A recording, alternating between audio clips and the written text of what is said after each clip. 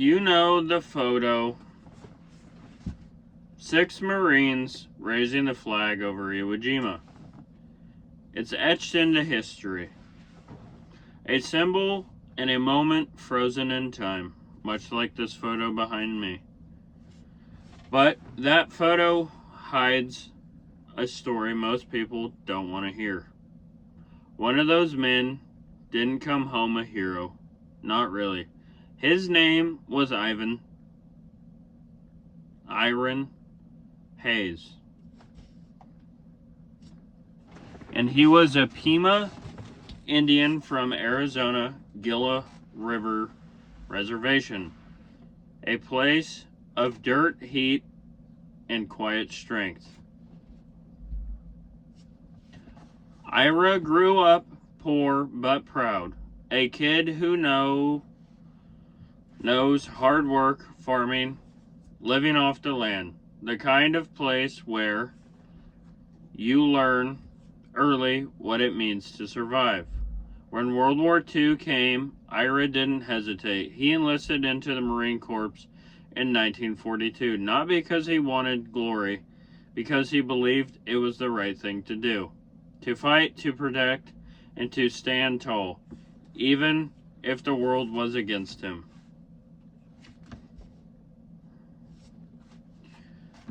He fought hard, first in Bougainville,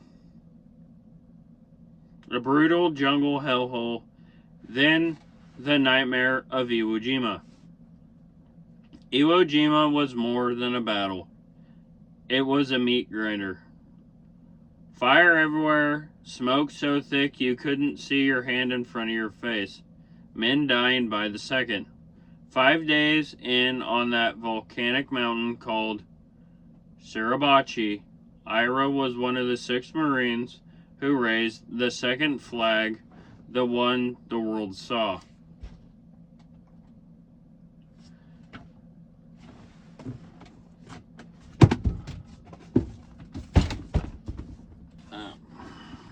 This photo,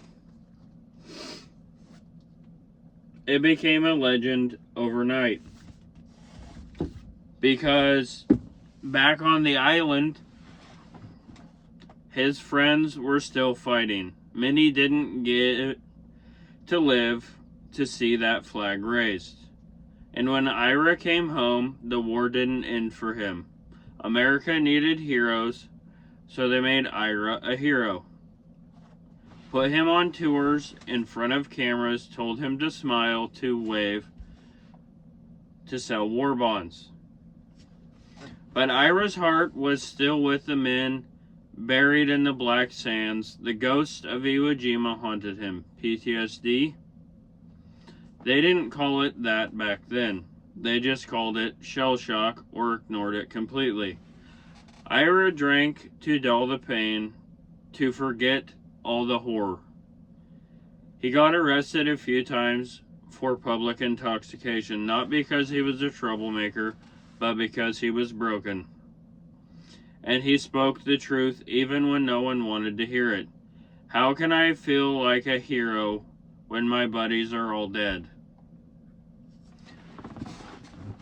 Life after the war was no victory for Ira. No parades, no cheers, just silence. He struggled to find peace.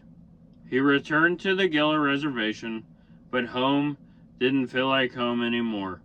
January 24th, 1955, he was found dead in a ditch near his home, just 32 years old. Official cause, exposure and alcohol. But the real cause, a country that made a hero out of a man, then left him to drown in his own pain. Ira Hayes is buried in Sacaton, Arizona, not far from where he was born. A quiet grave, a simple marker, no monuments, no statues, no endless headlines. Just dirt and the weight of a story forgotten by America to finish telling. So next time you see that photo, or that statue in Washington. Remember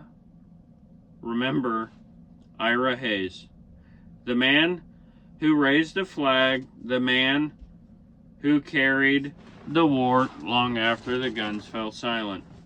He didn't ask for fame, didn't want glory, he wanted peace. And all he got was a bottle and a ditch. From one Arizonian to another, rest easy, brother, you mattered. Boomstick Banner, signing off.